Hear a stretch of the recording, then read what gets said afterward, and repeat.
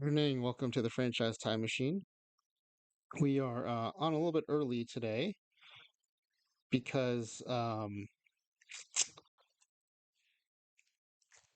the Backyard Project, AZ Axel and the Backyard Project, are wrapping up early, and I wanted to give them some continuity and someone they can raid into so that people can keep getting their drops.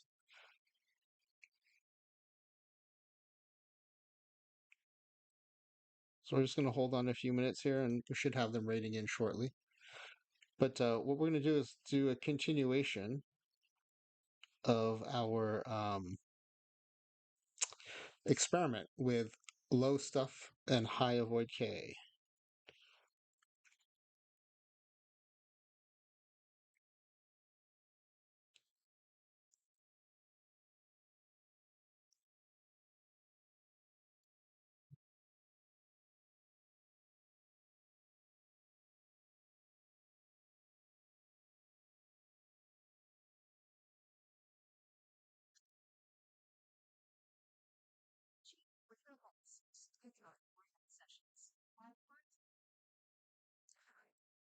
All right, so this is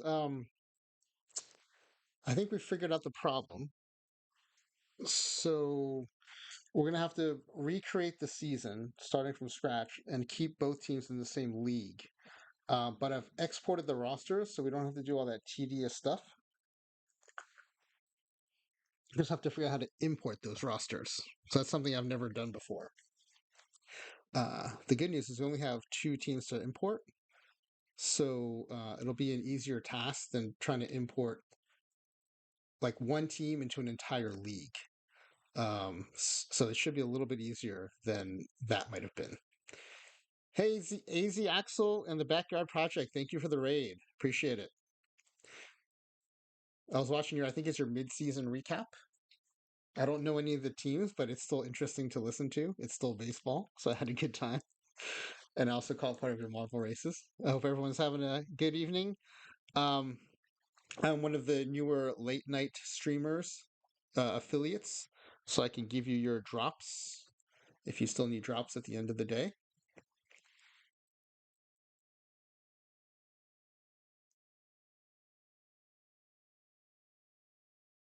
What I don't know is if Raiders get to an ad or not. I'm still kind of new to this Twitch affiliate, uh, OOTP affiliate thing. So that's probably the most boring stream you do all year, ACX. Well, I still found it pretty interesting. So, for those of you who are new to the franchise time machine, what we do is all kinds of different wacky experiments in the base game. So, for example, after the R.D. Wilson card was released, and Spore told a story about how he had lost a finger in a machinery accident. I think it was his thumb. I found five major leaguers who had lost fingers and added all of them to the 2023 Mets to see what would happen. Um, or I made an entire team in honor of Laptop Pound, an entire team of all Dave Steve pitchers and Kitty Bransfield batters, and put them into also the 2023 season to see what would happen. And so tonight, what we're working on is a follow up to a previous stream um, where things went wacky because my understanding is because of the way the base game normalizes ratings. And I'll explain. I'll give you the background before I dive into what we're working on. But tonight we're going to do a continuation. I was hoping to do. I thought I came up with a solution for the normalization issue, and I still think I have it. But when I went to try to run it, I had screwed up something in the league setup and had to start it over. So I exported the rosters, and I'm hoping to set up the league again today and run it. But here's what happened the last time. So the idea was I want to take the lowest stuff pitcher who came to mind, which is Nate Cornejo. He's got a 40 iron card in perfect team right now, and his stuff is a 10, which is the lowest I think I've seen. And Nelly Fox just came out, and his avoid K is in the 170s. So I was wondering what would happen if an entire pitching staff of Nate Cornejos faced an entire batting order of Nelly Foxes for an entire season. Nelly Fox typically had like 13 to 20 strikeouts a season on 700 plate appearances. I was wondering if that might even go to zero. So that was the intent. Um, but then some really weird stuff happened, and I'll show you some of the stats from that simulation. So here are the Nelly Fox stats. So the way I did it was I created two teams. Both teams had clones of, I think it's the 2007 Nate Cornejo. It's the same Nate Cornejo who's on the card in the game right now. And all had clones of the 1957 Nelly Fox. Now, for the Nelly Fox, I did have to give a couple of Nelly Fox's catching ability and some of the Nelly Fox's outfield ability because I didn't want fielding to be an issue. Other than that, they were theoretically identical. I imported them. I imported 12 Night Cornejos and imported 14 Nelly Foxes at the same time. So what you'll see is Nelly Fox, the guy who strikes out 13 to 20 times a season, struck out a more normal 70 to 90 times a season. I don't think so. AZ asked, I don't think it was the league totals issue, or maybe it is. Maybe we're just talking about the same thing in different ways. My understanding is a normalization issue. So because everyone in the league has a 173 avoid K, 173 avoid K kind of becomes the normal. And so as a normal avoid K, you end up striking out 70 to 90 times. So that explains the Nelly Fox issue. The weirder thing was the Nate Cornejo issue. Now, if you just look at the starters, it's kind of what you would expect. His strikeouts per nine were less than half, less than 0.5 strikeouts per nine. Twins. So Twins 34 is a base game expert. And if you're not following him, he's also one of the newer affiliates. I highly recommend that you do, especially if you play base game. So yeah, this is an analogy that Twins told me previously. If you have a bunch of Babe Ruths in the league, they'll all hit 20 home runs instead of all hitting 50 home runs.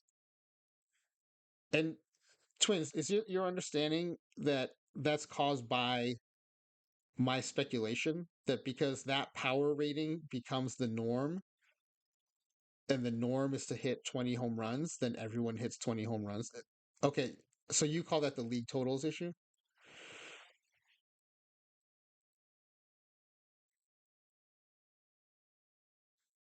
Okay, they're all the same rating of the abilities, so they're going to average out, but there's also a league total that the game is trying to hit. Okay. I wonder if that's what people want, though. I mean, I understand that if that's how the game is designed to work, that's fine. But I think when people bring a bunch of Babe Ruths into the league, they want to see them hit 50 home runs, not 20. So if there's a way to do it without the league total target, I mean, I would be all for that. Um, but there's another weird thing that happened here that actually highly supports something that's talked about a lot in Perfect Team, which is the bullpen boost. Right. So if you look at the starter Nate Cornelius, and again, these Nate Cornelius are identical, especially at the beginning of the season. There might be some development variants during the season, but at the beginning of the season, they are 12 versions of the same player brought in. Yes, so that's what happened. The relievers got the strikeouts. The starter Nate Cornelius averaged or never topped .5 strikeouts per nine innings, but all the relievers Nate Cornejos did. In fact, a couple of them topped 20 strikeouts per nine innings. On this team, 23 and 23.2 and 24.5. Yeah, those late game bullpens were amazing. I mean, what's the major league record for strikeouts in a nine inning game? I think it's 20, right? Like Randy Johnson, Kerry Wood, maybe. Um, so Twins saying, if he remembers correctly, in OOTP 23, that should remove the stuff boost for relievers in Perfect Team, but the stuff boost still does happen in franchise. Okay. That's interesting though, Twins, because on the perfect team side, people still talk about it, including I think even Sporer has mentioned it as if it's still a thing. So if it was removed in OOTP, it was either reintroduced or people aren't aware that it was removed because people still talk about it pretty regularly. But anyway, it wasn't just a stuff boost. This is like superhuman. Uh, if the league record is 20 strikeouts per nine, sorry, 20 strikeouts in a 9 inning game, these Nate Cornejos are averaging more than that over the course of a season, and it's not small sample size. These Nate Cornejos are relievers, but they're logging over 80 innings each and still averaging 23.2 and 24.5 strikeouts per nine.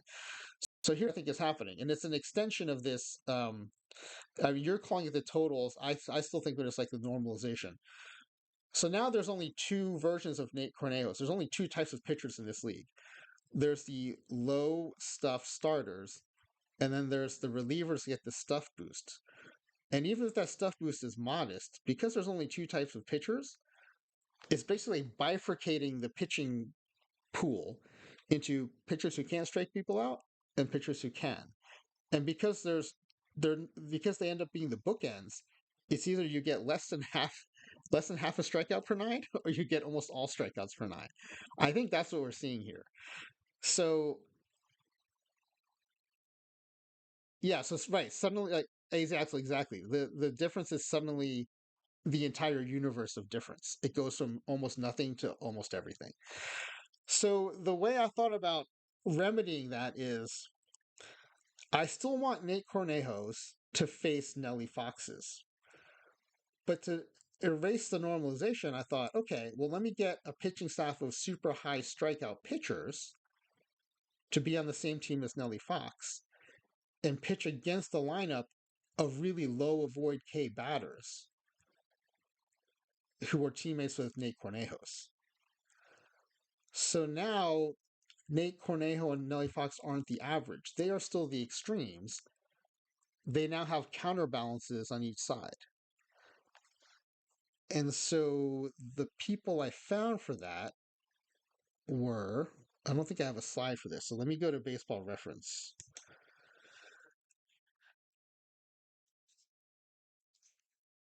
Uh,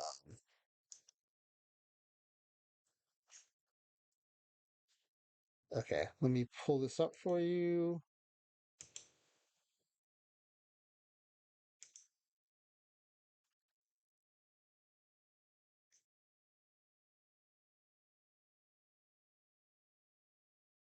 Okay. The first one, hold on a second. I'm drawing a blank on who I picked. Oh, Matthew Boyd, I remember was one of them. And hopefully I'll remember the other one in the meantime. Because here's what I was trying to do. I was trying to find a high strikeout per nine pitcher who wasn't great. Because Nate Cornejo has a really low strikeouts per nine, but he was also not great. Um, he has a good card shape, but he's an iron 40 pitcher. So, he's relatively good for being a 40, but he's not great. So here's what I thought was like a pretty good balance to Cornejo is Matthew Boyd for the so Cornejo and Boyd coincidentally are Tigers. But in 2019 he had an 11.6 strikeout per nine, but he was only 9-12, had a 4.32 ERA and a 1.23 WHIP. So he now creates this balance to Nate Cornejo. So now the universe isn't all pitchers with a 2.1 strikeout per nine. Now you have some 2.1 strikeout per nine pitchers and some 11.6 strikeout per nine pitchers. My intent was I want the Nate Cornejos to pitch like Nate Cornejos, and I want the Matthew Boyds to pitch like Matthew Boyd.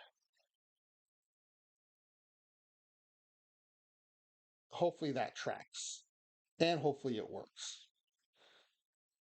And then on the batting side, I wanted someone with a high strikeout per nine, but that also wasn't a superstar or a power hitter. That was actually pretty hard because to have enough, uh, to have most high strikeout ratio batters also tend to be power hitters. Um, or you have high strikeout ratios and you can't hit the ball, but then you don't stick around long enough to kind of pop on the radar of any like strikeout per nine searches. So the person I found was Evan White. So you may remember Evan White. He played in 2020, the COVID year, and then a little bit in 2021, and then uh, has not played in the majors since. And amazingly, also won a Gold Glove.